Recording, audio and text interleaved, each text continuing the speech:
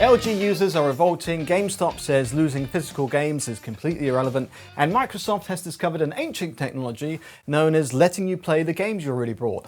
Okay, but hello players, welcome back, come on in, lock the door, remove anything containing a microphone. Yes, your phone, your watch, the smart butt plug, especially the smart butt plug. I am your tech jester Buzz Stringer. This is accurate tech news wrapped up in enough nonsense to get us detained at an airport. Okay, so LG's latest televisions apparently need you to warn visitors that their voices may be captured and processed by the TV's AI features.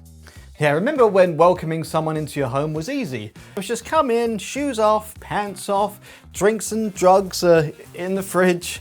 And now it's come on in, shoes off, and by entering the living room you consent to electronic surveillance, artificial intelligence processing, and hearing my television recommend the world's wildest police chases because it thinks I'm high.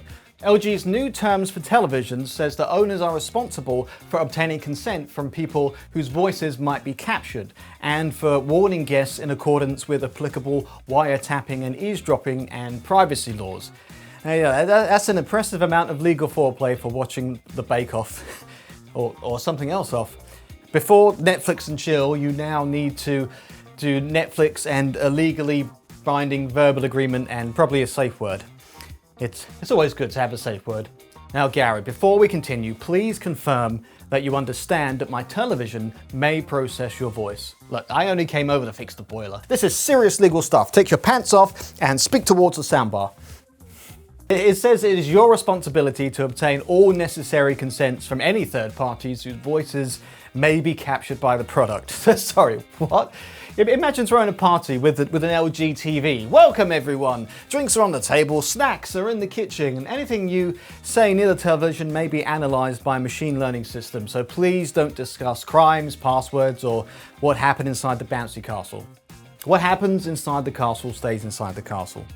Well, it did until we watched it.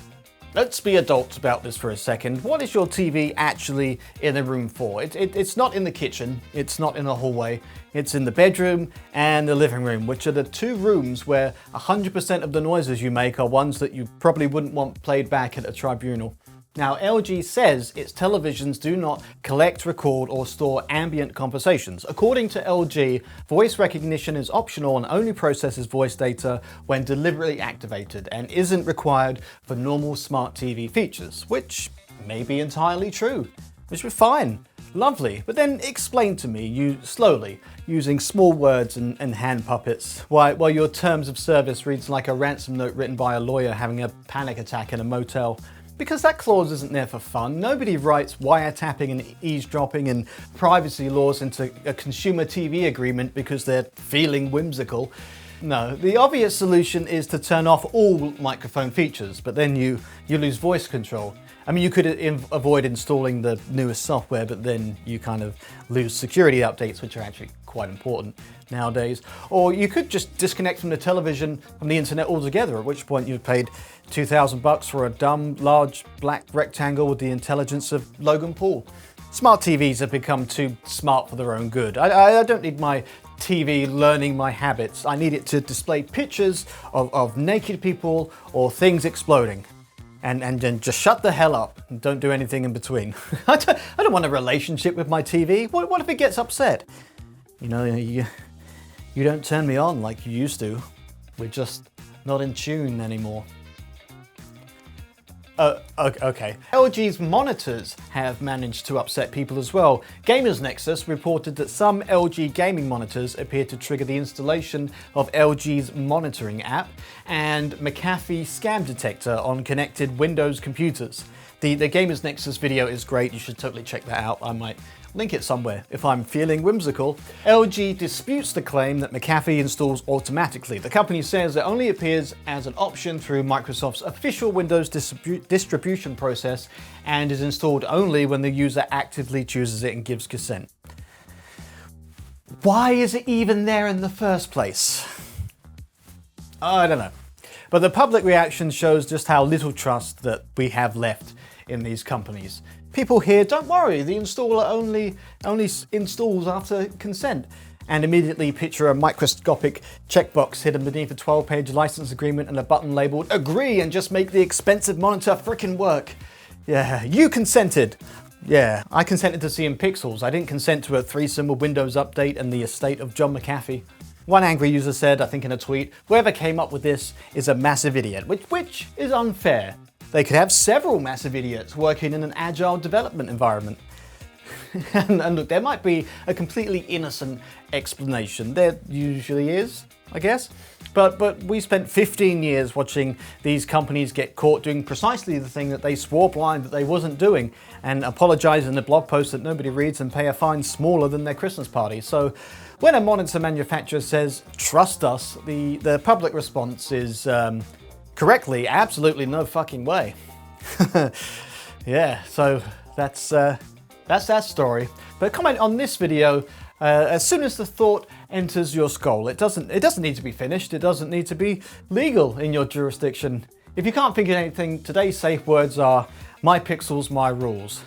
Put it in the comments and let the algorithm choke on it. Speaking of companies desperately adapting to a future that nobody asked for, as you may be aware, Sony has announced that it will stop producing physical discs for the new PlayStation games starting in January 2028. But GameStop has chimed in. Although it is the end of an era, the original PlayStation used CDs, and PlayStation 2 helped put DVD players into millions of homes, literally kind of kickstarted the DVD revolution. The PlayStation 3 won the format wars and kicked HD DVD down a staircase and planted a PlayStation flag in its ass. The PlayStation 4, that continued with Blu-ray, and PS5 we actually got HD Blu-ray, and now Sony has looked at 30 years of physical media history and said, actually, could everyone just rent permission from our server instead? That would be great. Thank you very much. So from January 2028, newly released PlayStation games will be digital only. Existing games released before the cutoff can still be continued to be produced on disc, but the future is apparently a download code and a prayer. But physical games aren't perfect the way they are. Many of them already need enormous patches before they'll work properly, but a disc can be sold or lent or traded. A digital license can disappear because a server closes, an account gets banned, or a corporation decides that the spreadsheet no longer feels horny enough. Or they're just feeling whimsical. But GameStop CEO Ryan Cohen says that Sony abandoning discs is totally irrelevant to GameStop, and totally irrelevant are strong words from a store that hasn't been relevant since 2012. But that's all right. The world's most famous video game retailer says the disappearance of physical games doesn't matter to its business at all. That's like Pornhub announcing that genitals are only now 12% of the strategy. According to Cohen, software now only makes up less than 12% of the GameStop business, which collectibles account for more than half. And there's a small problem. GameStop's own financial figures don't quite exactly say what he is saying. GameStop reported total sales of roughly $3.63 billion, and software accounted for about $729 million. Or about 20%, and collectibles brought in around $1.06 billion, or 29%. Hardware and accessories remained the biggest category, with approximately $1.84 billion. So just over half for the accessories. So the CEO's percentages and the public filings, they appear to have attended different maths classes. Maybe he was talking about a newer period, a different measurement, or figures revealed to him by a mystical Funko Pop during a ketamine eclipse, or just maybe it's all BS.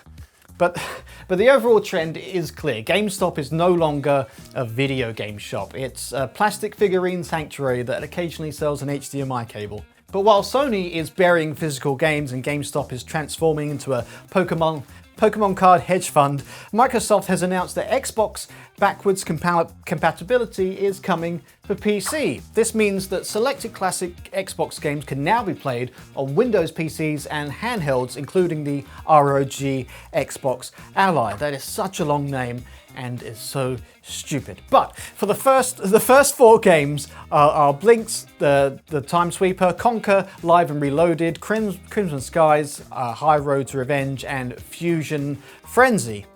That's a deeply early 2000s collections. And Conker, they brought back Conker.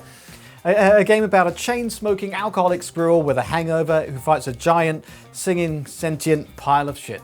That's a real boss. He has an opera number. Oh yeah, that also shipped on Nintendo hardware. And the world just carried on. Like nothing happened. Pretty much what people do after watching this video. But the asterisk is that it's digital only. So if you've got a physical disc sat proudly on the shelf, congratulations, you own a coaster with feelings. Microsoft have been reportedly testing ways to digitize physical games since the Xbox One era, and it's never really shipped. It lives in the drawer next to the crease-free folding phone in the year of the Linux desktop. Let's not pretend about the timing. Microsoft dropping a game preservation announcement in the same kind of time frame that the entire internet is screaming for Sony for murdering discs is, I don't think that's a coincidence. It's like turning up to your rival's funeral with a boombox on a mixtape. But sadly, that is the end of the video. If I made you laugh, hit the like button so YouTube can send this video to other people and hopefully make them laugh. And the sub button if you want to see more of these. I'm off to unplug my LG and go rescue a squirrel. Okay, stay sexy and be excellent to each other.